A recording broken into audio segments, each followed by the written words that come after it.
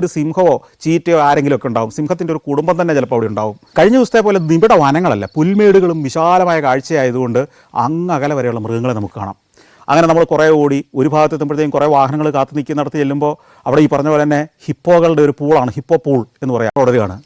അപ്പോൾ എന്നോട് റമി പറഞ്ഞു നമ്മളിനി ഗോയി തോക്കി തോക്കിലേക്കാണ് പോകുന്നതെന്ന് പറഞ്ഞു. ഞാൻ ചോദിച്ചു എന്താ, എനിക്ക് മനസ്സിലായില്ല. ഗോയി തോക്കി തോക്ക്, ഗോയി തോക്കി തോക്ക് ഒരു തടാകമാണ്.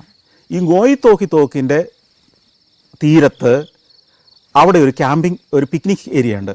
അവിടെയാണ് ഇന്നത്തെ ഉച്ചഭക്ഷണം. അപ്പം റമി ഇതിനകത്ത് പെട്ടിയൊക്കെ മേടിച്ച് വെച്ചിട്ടുണ്ട്. അപ്പോഴാണ് ഞാൻ ശ്രദ്ധിക്കുന്നത്, വണ്ടിയുടെ പുറകിലത്തെ സീറ്റിൽ നമുക്കുള്ള ലഞ്ചൊക്കെ റെഡിയാക്കി വെച്ചിട്ടുണ്ട്, ലഞ്ച് ഡ്രിങ്ക്സ് ഒക്കെ ഉണ്ട്. അപ്പോൾ ഈ ലഞ്ചിൻ്റെ സമയമായി. ഞങ്ങൾ ഗോയി തോക്കി തോക്ക് എന്ന് പറയുന്ന തടാകത്തിൻ്റെ തീരത്തേക്ക് ചെല്ലുന്നു. അവിടെ അപ്പോഴത്തേക്കും കുറേ വണ്ടികൾ എത്തിക്കഴിഞ്ഞു. തടാകത്തിലേക്ക് തള്ളി നിൽക്കുന്ന ഒരു മുനമ്പാണ് ഈ പ്രദേശം. അവിടെ വണ്ടികൾ പാർക്ക് ചെയ്തിട്ട് ഞങ്ങൾ നടന്ന് ഈ മുനമ്പിലേക്ക് വന്നു. ആ മുനമ്പിലൊരു വമ്പൻ മരം നിപ്പുണ്ട്. ഈ മരത്തിൻ്റെ ശിഖരങ്ങളിൽ മുഴുവൻ പക്ഷിക്കൂടുകളാണ്. അതിൻ്റെ തുഞ്ചത്താണ് ഈ കൂടുകൾ, 100 കണക്കിന് കൂടുകൾ.